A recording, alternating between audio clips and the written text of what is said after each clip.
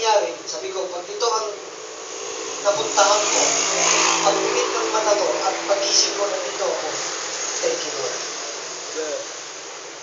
I just want to close my eyes. Pag nangyari, just close your eyes. Then pag-ilat mo, dalawa lang ang makikita mo. Ito o ito. Hindi, pag nandito ka, at nandito ka, hindi yan parehas magkatagal. Parehas blessings. Kaya nga sabi ng Papa, exciting time, hindi mo na nabasa. Exciting time. This is exciting time. Kaya ngayon ka, ito yung posisyon mo yun. Dito ka.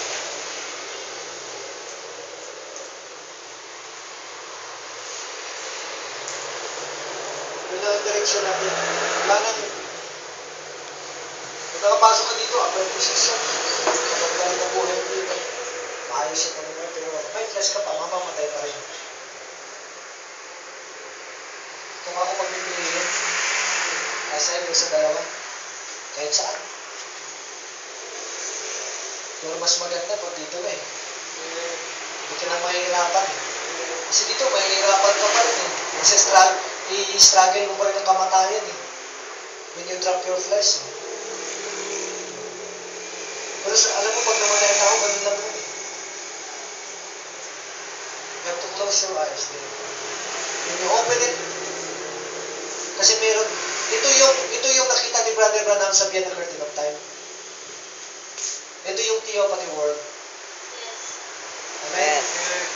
Ito yung nakita ni Brother Parnell sa visitation. Na nakikita niya si Brother Branham nag-preach dito sa isang batang anyo. Tama? Amen. Dito yun. Ang mano nga dito mga kapatid, si Brother Branham, nakita niya to. Yung aso niya, yun, ang kabayo. Yung tumba-tumba niyang puan. Diyan. Sabi nga namin eh, all that you love talaga eh. Sabi nga namin, proximity, ano doon? Eternal. Kasi all that you love you. And all that never love you. Meron kang mga kapatid. I believe, hindi naman lahat ng kapatid mahal ka. Ang connection dito, all that you love and all that never loved you. Kasi may mga kapatid, nahangad lang sa'yo. Utangan ka. Pirahan ka. Pag wala ka ng pera, pinagpapan ka sa'yo. Tama? Flesh man ha. Hingin ka. Pag wala ka nakabigay, masama ang tingin sa'yo. Tama? Ayun. So, yun ang bagay na gusto kong iparating sa inyo. About the quotation of the prophet and preparation, huwag kayong mawala ng date. December 20. Pagdala kayo ng inyong mga kamag-anak, mga kapatid. Ako, ini-invite ko. Dami. Mga pastor sa English. Invite mo yung mga kapatid ko. Sila ko, kasi kung hindi sila pupunta, good for them. They choose. Sila Brother Lester, alam ko, parating na sana sila Brother Lester. Kahapon sana sa dumating na sana sila. Kaya lang, dahil kay Pablo, Palawan, hindi sila nakatawid. Sobrang malaki na mahal. Pero sabi ko, huwag kayo mga sa December. Kaya pag nawala kayo, kita-kita na lang tayo. December? Yes. Do not entertain any person kapag lumapit sa inyo, maglalagay lang ng mga circumstances, problems, negative. Do not entertain. Sa Facebook, hindi ko na-entertain. Nire-review ko ng message ng prophet. May isang brother nag-post ng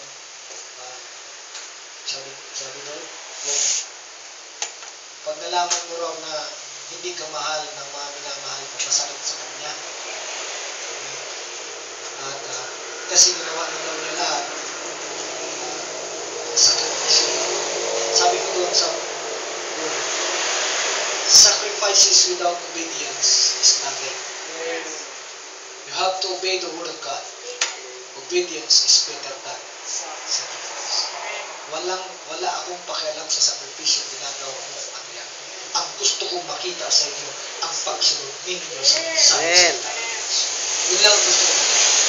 I don't want sacrifices. Walang mangyayari doon. Ano ang pinaka ng sacrifice? Ang pinaka equals noon? Pinakasagot? Utang na loob. Tama? Magkakaroon ako ng malaking utang na loob sa inyo kapag lagi ko nagsasakripisyo sa tao. Pero kapag sumunod kayo sa salita at sa mensahe, walang magiging utang na loob. Tama? Amen. Kung sa English, credit inside. Tama ba? Wala ako magiging credit inside sa inyo. Hindi daw. Anong English no? Utang na loob.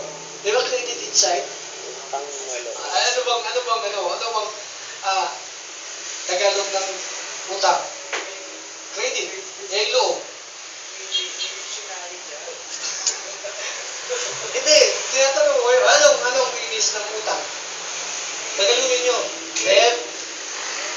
Pero ang pinaka doon, pag pumunta ka sa isang tindahan na nakalagay, bawal ang utang ngayon. No credit today. Tomorrow only. Bukas na lang. Eh di credit. Yung loob. Richard. No credit inside. Walang utang na loob.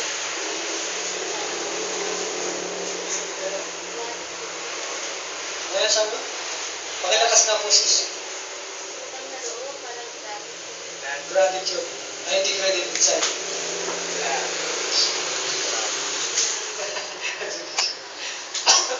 Hindi, biro lang yun. Ang kailangan natin, hindi sacrifice. Obedience. Alam mo si Jesus Christ, hindi naman siya nag-sacrifice eh. Yes. Tama ba? Hindi siya nagsakripisyo. Alam mo yung sinabi niya doon sa mga babaeng Galilean, sa mga babaeng Israelites, na sumusunod sa kanya, umiiyak, napasad ng cross, sabi niya, huwag ninyo ako iyakan ninyo sarili niyo. Bakit? Sabi niya, ginagawa ko lang ito dahil ito kalooban ng Ama. Amen. Let this cup be passed from me, my Father, but let thy will be done. Ito yung kalooban ng Ama, kailangan mangyari ito. Sumunod siya. Kaya nga sumigaw ang prophet Samuel, obedience is better than sacrifice. I don't want your sacrifices. Hindi kailangan ng isa. Tama? Ang importante dito yung pagsunod na. Masaya ako mga kapatid kapag nakita kong sumunod kayo.